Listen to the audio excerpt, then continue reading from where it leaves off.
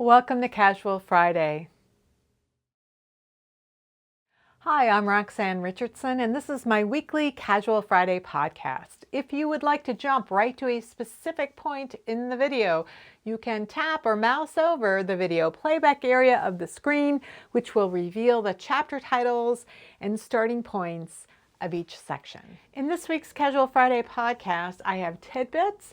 I want to offer some tips for people who have knitting questions and think they might have the answer. I want to talk about learning a new knitting style, whether you want to adapt your style or adopt a new one. I also want to talk about options for repairing a favorite sweater, and then I will give an update on my current work in progress. So let's get started.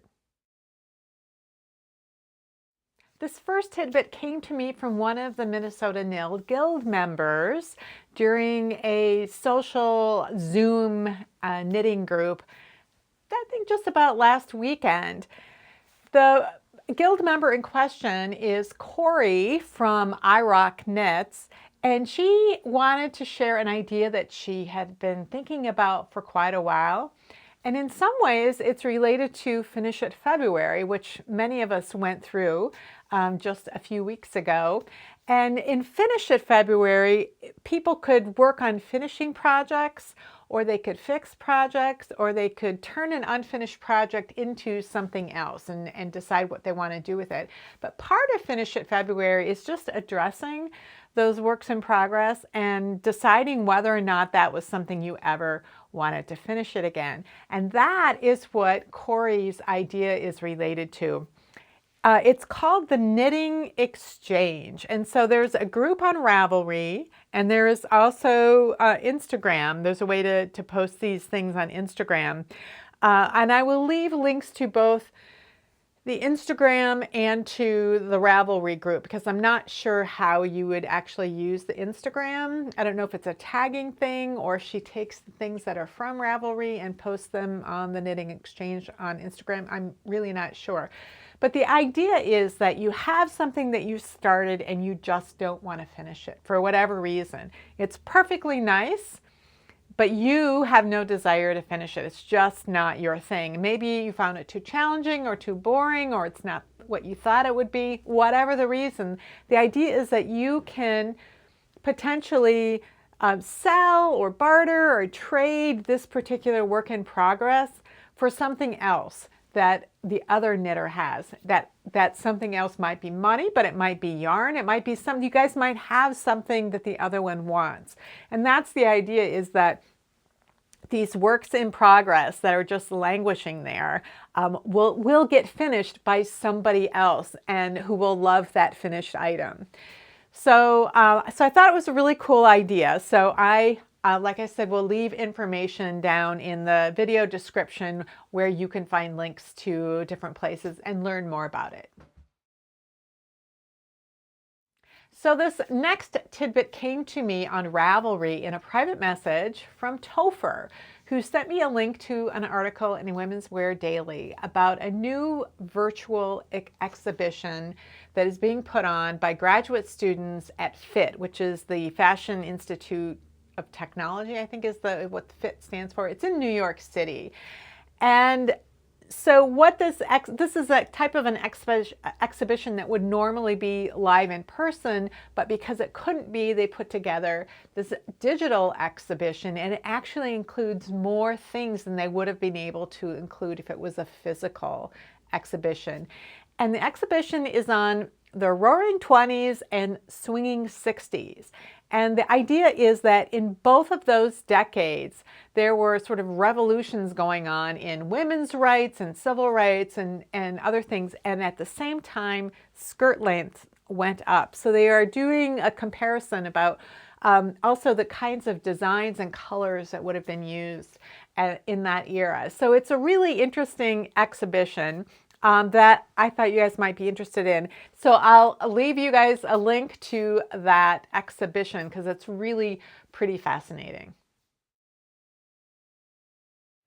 This next tidbit came to me from my Twitter feed, and it's an article about a woman who is trying to increase tourism on Fair Isle, which is the most remote inhabited island in Scotland of the Shetland Islands. And it's where the Fair Isle knitting tradition comes from. She's one of only a handful of knitters living on the island who are producing Fair Isle knitted garments for sale. And she has what's called a bothy, which is a small building that she uses as a studio. And I had to look up what a bothy was, but she got a grant to help expand tourism related to her knitting.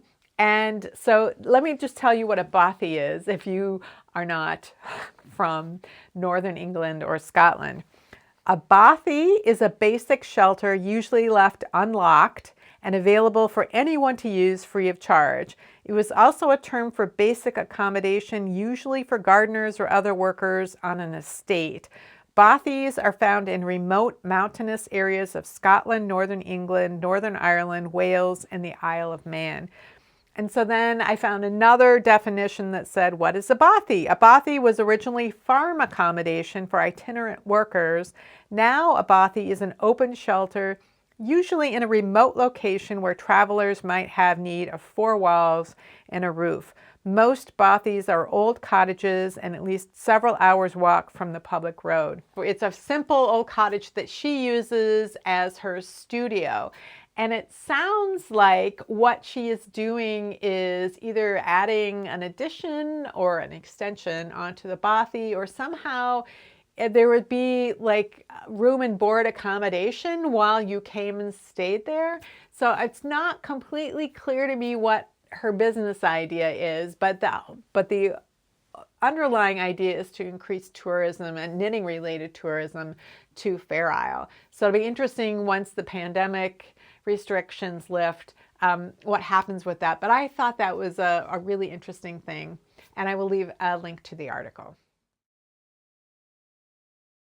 Last week, I was telling you guys about button societies and how they are often a gateway to finding vintage buttons, particularly if you're making a vintage sweater, or you're sewing something from a vintage pattern and you would really like to have vintage buttons. That button societies are often a way of finding those buttons. Billy from Show and Tell Knitting was looking for some buttons for a 1940s sweater that she was knitting. And I mentioned to her, you should try Button Society. Well, she did. She actually did contact a local button society who had a seller liaison. And so she was able to get hooked up with somebody who could sell her exactly the perfect kind of button that she needed. So I thought that was pretty cool. And I just started thinking about the history of buttons. When I was reading more about button societies and how interested they are in the history of buttons, and I was just thinking, what is the history of buttons? And I started Googling, and I found a really interesting video that's from a UK show that was filmed in the 1970s. And so somebody had recorded this show on a VHS tape, and then somebody transcribed it and put it up on Vimeo, which is it's a different video streaming platform than YouTube. And apparently the presenter was a really famous guy, but he was talking about Dorset buttons, which I'd heard of and I'd seen before. And I'll put a picture of what a Dorset button is. But these were handmade buttons, and it was part of a cottage industry that was huge in the UK until about the mid-19th century, and then it really started to decline. Many of the people who had been involved in that cottage industry just couldn't make a living anymore when button making became mechanized. And so they emigrated from the UK, and many of them ended up here in the US or in Australia. And so I thought it was a really fascinating little documentary. It's maybe 15, 20 minutes long. But I also thought you might be interested in learning how to make Dorset buttons, because many people still like to make Dorset buttons for clothing items or for knitted items. So I'm going to leave a link to a little blog post from Piecework Magazine that mentions an article that is in one of their magazines from 2018, but also there is how to make Dorset buttons as well. So you can read both of those things as well as see the video in the links down below. This last tidbit relates to sewing. So I know many knitters also sew, and I've become interested in getting back into sewing recently. I was talking about it last week, and I'll be talking about it more in the coming weeks as well. But one of the revelations that I shared, I think it was last week, was the idea of transfer paper, like to actually transfer the marks on your pattern onto the actual fabric. I had never known that was a thing that you could do.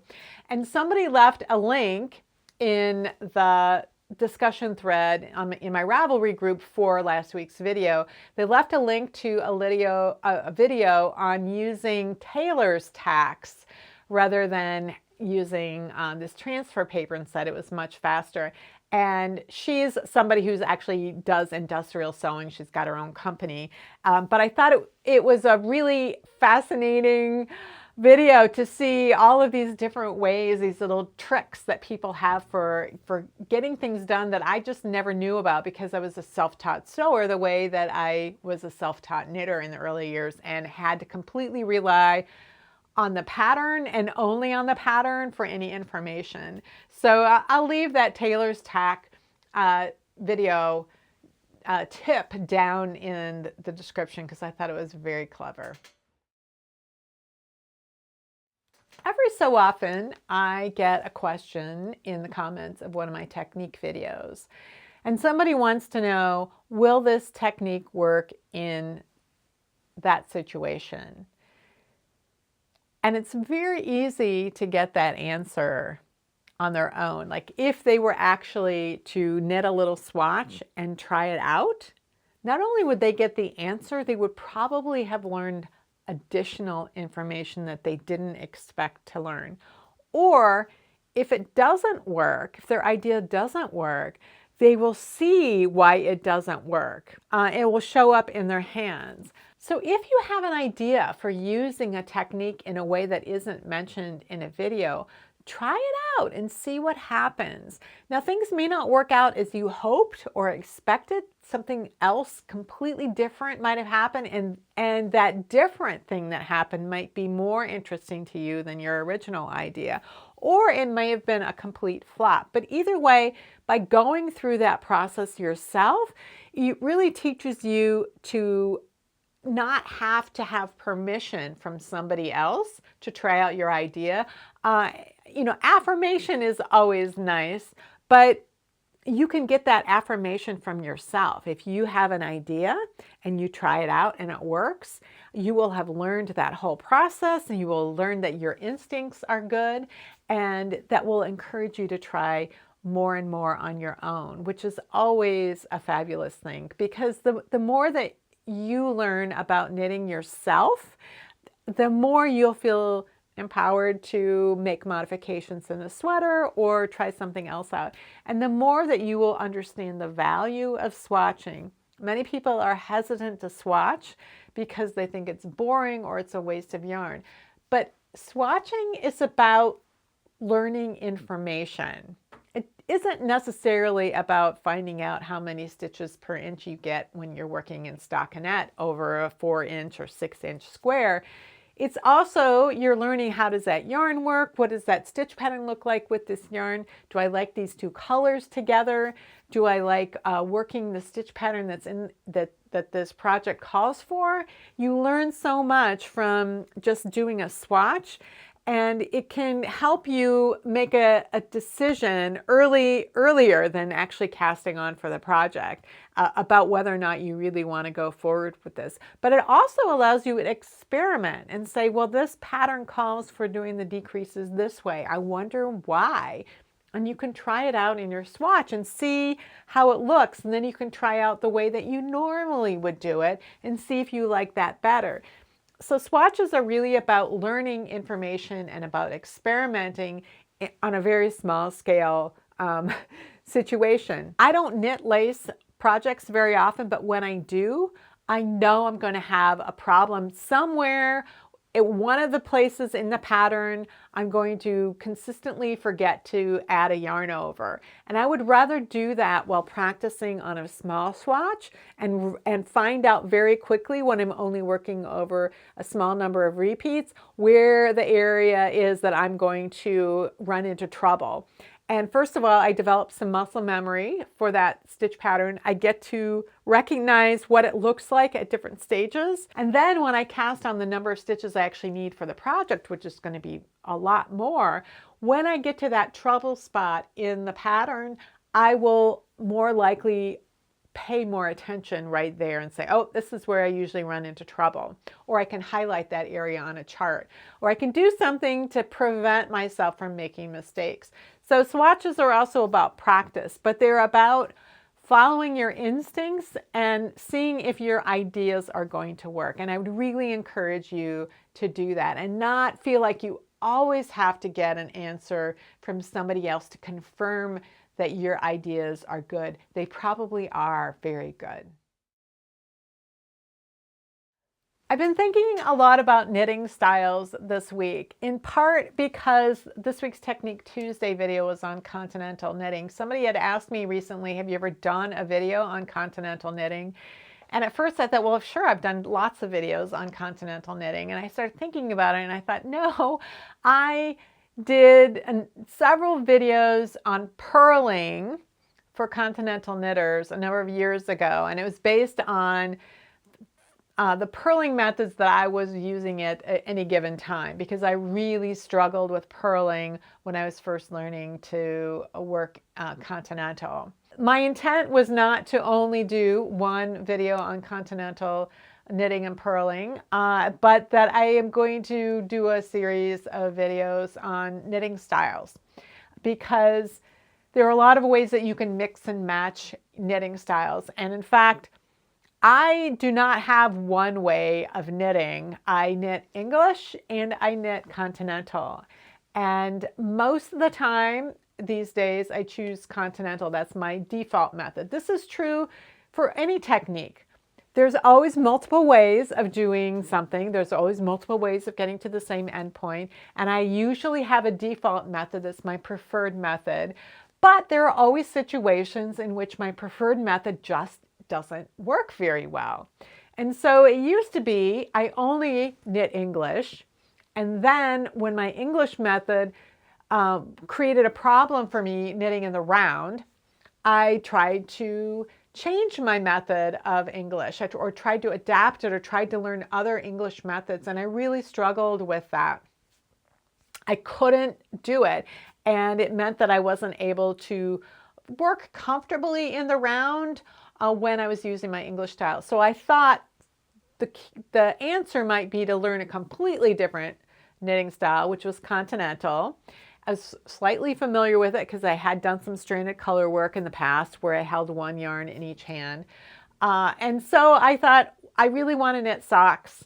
And so I'm going to learn to do continental knitting for the knit stitch, because that is pretty easy to do. Continental knit stitch is pretty easy. And it took me an entire sock to kind of really work out the tensioning and be able to work smoothly without starting and stopping and having to re-tension the yarn around my hand. So I had to do a whole sock. It's 12,000 stitches. And then the second sock was easier. So what I found, and this was a time in my life when I was really working hard on the Master Hand Knitting program, and I was really exploring other knitting styles and trying to find what the best way for me personally to get really good tension in certain situations. So I was experimenting with a lot of different knitting styles, and I struggled with purling. Like, first of all, when I started working in continental, I had very little dexterity with my left hand. I'm very strongly right hand dominant, and that's how I thought of myself. And so the way that I was knitting did not require my left hand to do anything but tension the yarn. And I didn't have to move my fingers at all, and that worked for the knit stitch. When it came to the purl stitch, I would fall apart. So I was constantly trying different things. When I got to a point where I wanted to knit a sock that was worked in a twisted rib pattern, so it was like every knit stitch was knit through the back, and then I had to alternate that with a purl stitch. I had to keep switching back and forth. I had to find a way that I could purl that would, when I needed to, in continental. And so that's when I started using the Norwegian purl. And at the beginning, my tension was a little loose with that. Again, it took a whole sock, and then I was using that technique for a couple of months. I came back to do the second sock and noticed that my purl tension had really improved on that. So I started out loose with that, and that is typical when you are adopting a knitting style. You're either going to be, your hands are going to be tense, or you're going to be struggling with managing the yarn, and so you're not going to have good tension. So what I have found is that it can be really helpful to knit small projects that force me to use one aspect of this new project or this new knitting style. And I don't worry about the knitting tension. It has to be a project where the tension doesn't really matter, and it's a small project. And it's a project where if I just work in that knitting style for that project, by the time I get to the end of the project, I will be better at it. I don't have to adopt that knitting style forever. I adopt it for that project, and I can get through, and it's a small project, and I can get through it. The purling style that I use today, within 10 minutes of trying it, I was like, I knew that this was going to be the purling style that worked for me. This was 4 years into using continental knitting some of the time.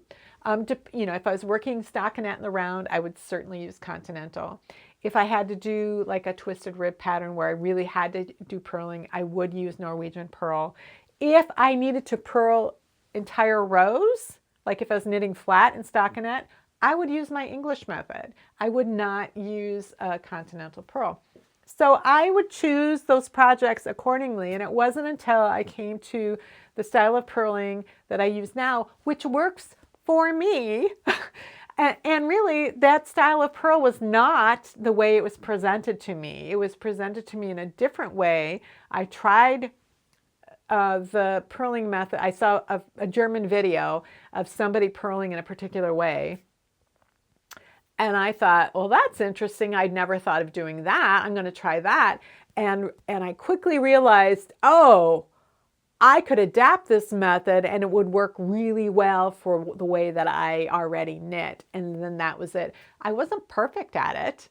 I couldn't purl multiple stitches in a row. I did really well with alternating between a knit and purl, like with ribbing or with seed stitch, which was magic for me that it worked so well for that, because I always hated knit one, purl one, ribbing or seed stitch because it was so cumbersome. So I knew that if I practiced this in the course of a project, then it would work. And so the project I chose was to knit slippers that had to be felted. So it didn't matter if my tension was uneven and that if it gradually got better by the end, but it didn't matter because I was felting the project and nobody would see those wonky stitches. And it was a quick project that didn't take me very long, but it allowed me to get more proficient in that knitting style. So I would encourage you, if you are experimenting, you want to learn other knitting styles, but being able to knit a project is frustrating because you can't get the correct tension that you normally get and it's slow and you feel clumsy. Focus on using that style only on a project, a small project that isn't going to take very long. The other thing is, don't spend hours and hours with the new style when you are trying to learn it. And you need to develop muscle memory, and your muscles get tired after 20 minutes. Even if you don't feel tired, they're not used to doing those actions. And so you might feel like, oh, I'm getting better at this. And then it starts to fall apart. And you're like, oh, I'm just going to keep doing it until I get back and I can do it well again. And it keeps falling apart. Put it to the side for a day or two, come back to it, and you will be better at it. I guarantee you, your body needs time to remember what you were teaching it. And it will remember when you come back in a day or two. And each time you practice, you will get better and better. So I used this technique when I was learning to spin, and I was really frustrated because I just couldn't quite get it. And I was so bad at it that spending 15 minutes on it was almost torture. But I made myself spend 15 minutes.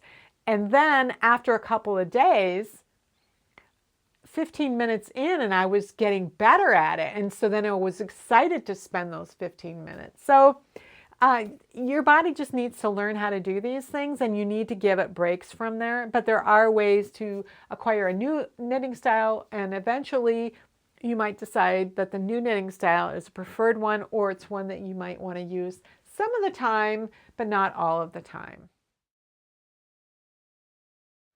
Last week, I was telling you about this sweater. I was wearing this sweater last week. It's one of my favorite sweaters. I started knitting it at the end of 2005. It was through this Follow the Leader Erin knit along. It was through an email group. This is before Ravelry. And it took me a couple of winters to get through it. So I knit it for a few months, and then I left it for the summer, and then I knit it again. So I finished it in, I think, January of 2007. So it's been 14 years that I've been wearing this sweater. And what I noticed was that the elbow, see if I can figure out where it's thin. See if you can see right there where my fingers are. It's kind of thin there. It's not something that I notice when I'm not wearing it, because the red sweater behind it hides that. And it wasn't until I was wearing a white t-shirt underneath it. I was in the bathroom doing something with my hair, and I saw the white poking through. I mentioned this last week. I have to figure out what I'm going to do, because I didn't have any of this yarn anymore. It's been almost 15 years. And I got a couple of suggestions that I thought I would pass on in case some of you have these ideas, because there are a couple of options. One is, if you do have the matching yarn, you can repair it using what's called Swiss darning or duplicate stitch. So you take yarn and you follow the path of the stitches across, back and forth in that area, and so that you are strengthening. And this works really well if the stitches are all still there. You can do this kind of thing when you have an actual hole. It's a little trickier, and there's some things that you have to do to make that work. Another option is actually darning, and darning is really a weaving technique. So you are building warp, which is the vertical lines. You're building warp lines across the hole, and then you weave back and forth and anchor the end of what you're weaving at each end, so that you close the hole and you create this patch. And so even if you have the same yarn, it is visibly different than what the original knitting was. It just depends on how easy or difficult it would be to create knitted fabric there. There's other ways. With larger holes, you can knit a patch and then attach it, graft it to the top and bottom, and attach it when you knit, or later you can sew that down. There are a lot of different ways that you can do that. And I wasn't really sure what I wanted to do. Visible mending has gotten very popular in the past year or two. And so I was considering that. It's sort of not my style to have something like that. So I was, trying to figure out what to do. So the yarn shop where I used to teach, it's called Needlework Unlimited, and they had a lot of needlepoint things. That yarn shop doesn't exist anymore. She retired and didn't have a buyer, so the shop closed. But they used to have a wall of needlepoint yarns, and you would buy them in, I think it was like 1 yard lengths. So if you were doing needlepoint and you had a bunch of different colors, you just buy a strand. And so I have done that before, where I would go in, I'd take a sweater I wanted to repair, and I'd find whatever was the closest to that color. And because it came in so many colors, it was much easier to find a good match. The wool might not feel the same, but the color would be the same. I was wishing I knew of someplace locally where I could bring my sweater in and try to find a good match. So in the meantime, I ordered some sock yarn, Regia sock yarn, in a red that I thought might be pretty close. And it would contain nylon, so going forward. So I have this habit when I'm sitting in my desk chair, which has arms, of putting this elbow on it. And part of that is like when I knit, I have that elbow resting and I just kind of move this arm back and forth a little bit. When I'm looking at online, if I'm looking at things, I have this elbow on there all the time. So it's no wonder that I wore through there. So I thought, well, maybe if I had some sock yarn, I could use that. And it would be fingering weight instead of worsted weight, but I could double it up. Or I might not need worsted weight. I thought if the stitches are still there but thin, but I thought the nylon might help protect it. So I ordered that, haven't received it yet, and I don't have confidence that it's going to be a good match. In the meantime, I was thinking about it and I thought, geez, when I moved from my old office into this office, I had to bring every bin in separately and I was resorting all of my yarn out. And I had this memory that there was a small ball of red yarn and I thought, I wonder if that is like a small amount of this yarn remaining. So I opened up the bin that has all my worsted weight yarn with leftovers, and I think I found 5 different balls of red yarn. And for each one of them, I thought, maybe this is it, maybe this is it. So I went through my whole office and I found some yarn that I have hanging above here, some fingering weight yarn, I have a couple of reds there. I was going all the way through my office. And while I was doing that, I found these suede patches. So these are suede cowhide elbow patches. These are meant to be sewn onto sweaters. I bought these years ago thinking it was going to fix the elbows of one of my husband's commercially knit sweaters and then never did. So I thought, well, potentially I could use something like this. Somebody else had asked recently in the Ravelry group about knitting elbow patches because they apparently do wear through their elbows and wondered about techniques for that. And it was not something I had ever thought about, was knitting an elbow patch. And that was something that somebody recommended to me last week, was maybe you could knit like a coaster or something like that and then sew it on. So I don't think I'm going to put a patch on like this or a knitted patch either, but I thought I'd pass that along in case that's something that would appeal to you guys if you need to do repairs, that this type of thing is available. So I have like so many different red yarns. I have fingering weight, and these are, well, on my monitor these are looking oranger. I'm not sure what it actually looks like. Reds can be really hard. Some colors can be really hard to pick up on a camera. But I have all these red yarns and I was laying them out and I was trying to think of, where I might have, something else. And these bins are all organized differently than they were in my old office. And so I have little Post-it notes on. And I was looking to see what I might have in other bins. And I looked at one of them and I have a Post-it note that says, swatches need sorting. So it's this huge bin full of swatches. And I remembered that I have the swatch that I knit prior to knitting my sweater. That, we swatched all of the different cables so we would know how wide each cable was and how much room each of the cables were actually going to take.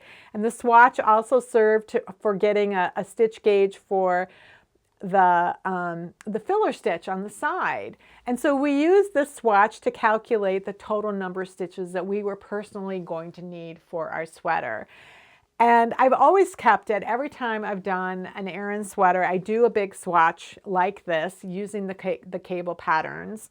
The Aran sweater that I knit with Zwartbliss yarn that I just finished in February, I did several different swatches trying to find what combination of cables I would want to use. And I did those in light colored yarn so I could really see the cables and see what I was doing as I was knitting. And it wasn't until I chose my cables that I actually did a swatch with the actual yarn that I purchased for the project because I was afraid with all of that swatching that I was going to be using up a lot of the yarn. And I just wanted to really be able to see what was going on because it was a very dark yarn.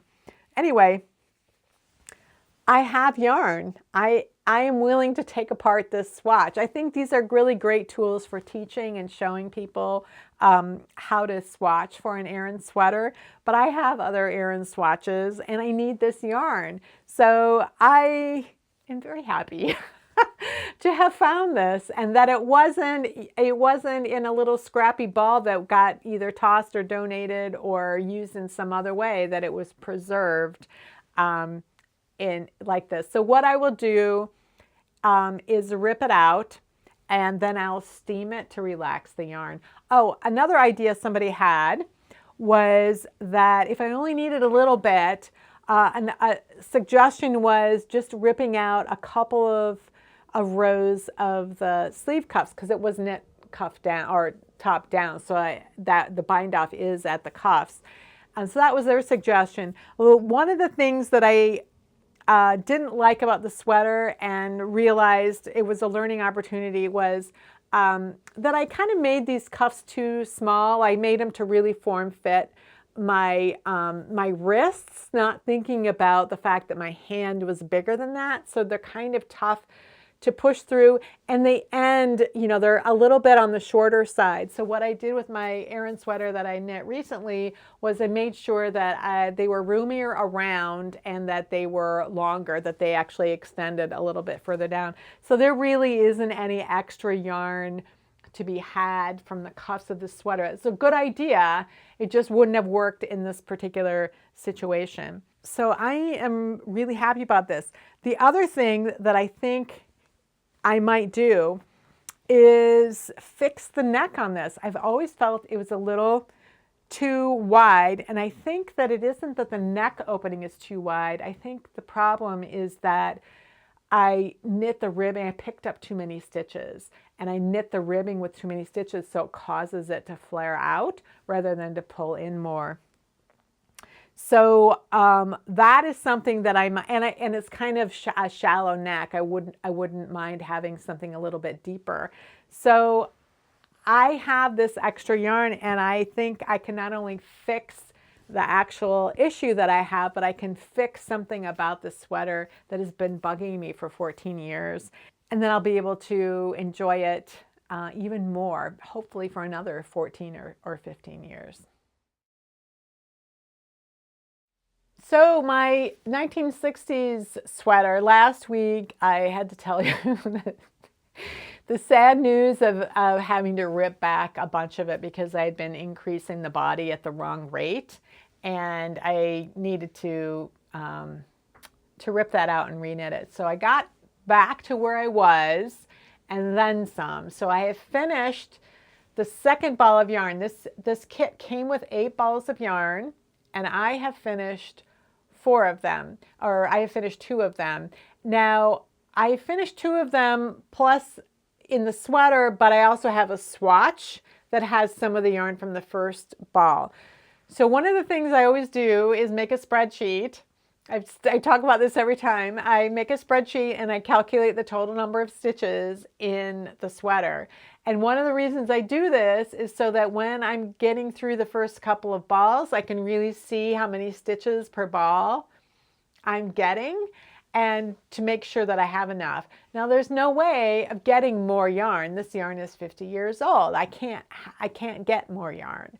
What I found at finishing ball number 2 is that I was like 23 point some percent of the way with the sweater, but if I added up how far it would be in another 2,000 stitches, which is how many stitches are in my swatch, then I would be 25.1% of the way, which is very, very close.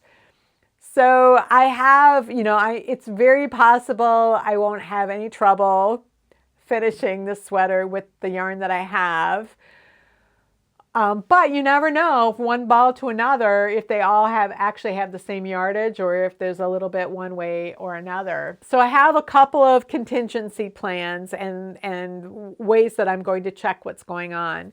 So the way that the fronts are knit is you cast on for the ribbing, but 12 of those stitches are ribbing for the button band. So once you get done with the bottom border ribbing, you leave 12 of the stitches, which are for the button band, on hold, and you switch to larger needles for the stockinette portion of the body. So you're knitting the body up, and then you get to where the V-neck starts and you create a really wide yoke. It's not really a V-neck so much as it's a really wide diagonal that ends at the top of the shoulder. So you eliminate all of that. Then you come back and recapture the stitches for the button band, and you knit those up to where the V starts, and then you start increasing at the same rate that you did the decreasing. So you are adding back in every stitch that you took out, but you're doing it on smaller needles in ribbing. And so because the needles are smaller and the ribbing pulls in, and it's all going to be attached all the way up to the shoulders, it's going to kind of pull the ribbing a little bit wider so that it will create this kind of V-neck. I'm counting on the fact that this yoke up here, there's so much, it's all ribbing and it's on smaller needles, that will use less yarn and that I will have plenty to spare. But then I have a contingency plan, which is there's options for this sweater to have full-length sleeves or 3/4 length sleeve. And so I can see how much yarn I have left at the end, and if I think it's going to be enough, if it's going to be plenty to knit the sleeves, I'll just knit them full length. But if I'm really not sure, then what I will do is start them at the place where for the 3/4 length sleeve, but now I won't do the ribbing. I'll do a provisional cast on so that I have live loops, and I will knit the sleeve for a 3/4 length sleeve. I'll come back to the provisional cast on, and but at that point I'll see how much yarn I have, and if again I'll see if I think I'm going to have enough to do a full-length sleeve. And if I think it's going to be plenty, then I can finish knitting the sleeve in the other direction and then do the ribbing at the very bottom to get a full-length sleeve. So those are my plans to make sure that I can get this sweater done without running out of yarn. So fingers crossed. Well, that's it for this week's Casual Friday. If you have any comments or questions about today's video or suggestions for videos you'd like to see in the future, you can leave those down in the comments below or join the discussion in my Ravelry group, Rocks. Thanks for watching, and I'll see you next week.